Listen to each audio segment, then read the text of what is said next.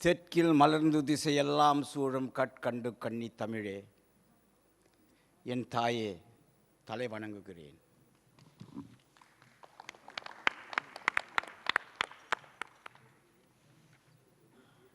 இந்த தலைமுறையில் ஏதோ ஒரு வழியில் முந்தை தமிழ் இனத்தை முன்னேற்ற வேண்டும் என்ற நல்ல எண்ணம் கொண்டு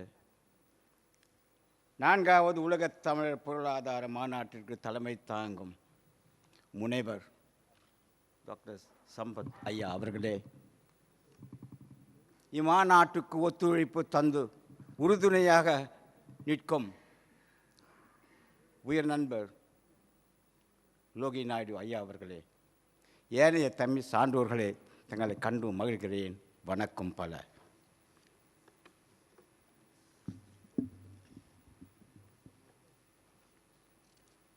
திரைக்கடல் ஓடியன் திருவியன் தேடு என்ற ஔவையின் மூதுரையை தாரக மந்திரமாக ஏற்று வாய்ப்பு கிடைத்த போதெல்லாம் தமிழர்கள் வெளிநாடு சென்றுள்ளனர். தமிழரின் வெளிநாட்டு தொடர்பு கடல் கடந்த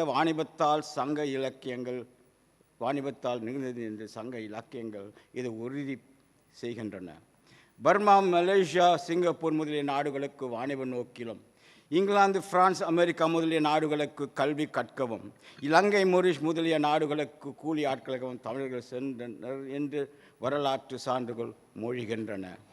உலக நாடுகளில் தமிழன் கால்படாத நாடே இல்லை, அவனுக்கென்று ஒரு நாடு இல்லை.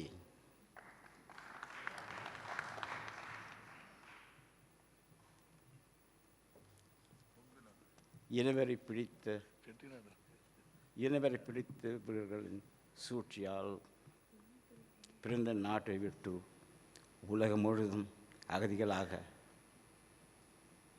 நம் உடன்பிறப்புகள் சென்றிருக்கிறார்கள். அதுதான் என்னுடைய மனத்தில் படுகிறது. எஞ்சியிருந்த தென்னாப்பிரிக்காவுக்கு 1860ஆம் ஆண்டில் தமிழர்கள் ஒப்பந்த கூலி ஆட்களாக குடிபெயர்ந்தனர். இந்தியாவிலிருந்து, குறிப்பாக கல்கத்தாவிலிருந்தும், தமிழ்நாட்டிலிருந்தும், தென்னிந்தியாவிலிருந்தும், மேலும் குறிப்பாக தமிழ்நாட்டிலிருந்தும் தென்னாப்பிரிக்காவின் மாநிலமாகிய நெட்டாலுக்கு கப்பல்களாக கூலி ஆட்களை வெள்ளையர்கள் கொண்டு சென்றனர். சென்றவர்கள் பெரும்பாலோர் தமிழர்கள் என்பது குறிப்பிடத்தக்கது. கூலி ஆட்கள் குடிபெயர்ந்த தமிழர்கள் வாழ்வுக்கு வழியில்லாத நிலையிலும் தாய்மொழி புறக்கணிக்க கூடாது என்ற எண்ணமுடையவர்களாக வாழ்ந்தார்கள். முறையாக சொல்லிக் கொடுக்கும் தமிழ் ஆசிரியர்கள் இல்லாத குறைவு ஒன்று இருக்கிறது என்று தெரிந்தும் கடுகு சிறுத்தாலும் காரம் போகாது என்ற தமிழ் உணர்வு எண்ணமும் அவர்களை விட்டு அகலவில்லை என்று நினைக்கும் பொழுது மகிழ்ச்சி தருகிறது. தமிழ் உணர்வினையும் உயர்வினையும் உயர் நாடியாக கொண்ட பொன்மொழியாம் பெருமைக்குரிய கன்னி தமிழில் யாதும் ஊரே யாவரும் கேளீர் என்று 2000 ஆண்டுகளுக்கு முன்பே தந்த தமிழின் பெருந்தன்மை தமிழுக்கும் தமிழ் பண்பாட்டுக்கும் பெருமை சேர்த்தன. அத்தகைய அருமையும் பெருமையும் வாய்ந்த அன்பு மொழி, அறமொழி, வீரமொழி, வெற்றி மொழி, தேனினும் இனிய தெய்வீக தமிழ் மொழி என்று கூறும் நேரத்தில் அந்த மொழிக்கு சொந்தக்காரர் நாம் என்று நினைக்கும் பொழுது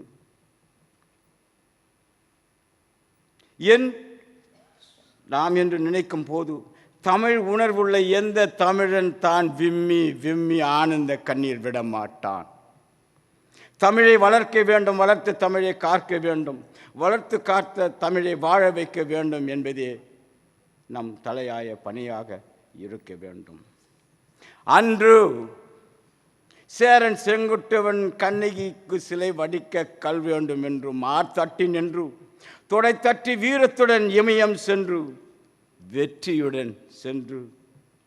வீரத்துடன் சென்று வெற்றியுடன் திரும்பினான்.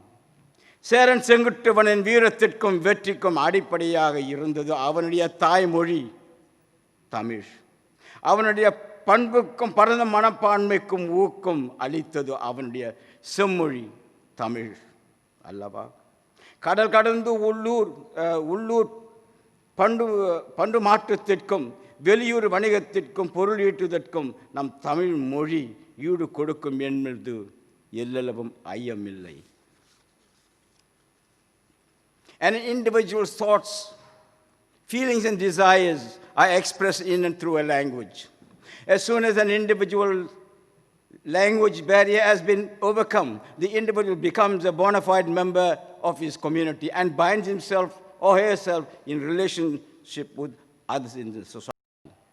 Language is a means of which the human being as an individual is enabled to participate fully and intelligently in the affairs of his or her people. Language is a vehicle to transmit culture. Language is the key to the treasure chambers of knowledge. Language through which all this is accomplished is the mother tongue or heritage language. The importance of heritage language cannot be, education cannot be stressed sufficiently because no other factor contributes more towards the development, complete development of a personality than the heritage language. Mother tongue education or heritage language is the lifeblood of any nation.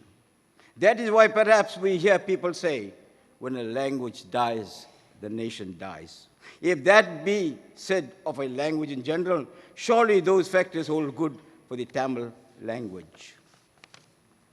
If it is true that one is living only to the expectation of one is acutely aware of what is happening around oneself, then it is reasonable to understand the motivation for that agitating compulsion on the part of the thinking generation to be sufficiently qualified to state that the Tamil language is an eloquent communicative language. I emphasize communicative language. According to Tamil Academy of SRM University in Chennai, there are 3,000 languages in the world presently, and of that number, less than 300, including Tamil, have script form, while out of that number, very few, including Greek, Chinese, Hebrew, Latin, Arab, and Sanskrit, obtained classical language. Even of that group, the language Latin cannot be used for communication purposes, while Sanskrit can be used only to recite ritualistic phonics.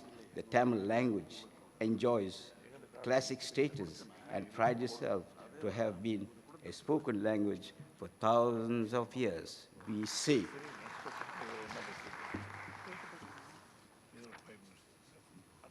Don't sideline the Tamil language as irrelevant and relegated to an outdated ancient class. In the false notion that white is right, West is best.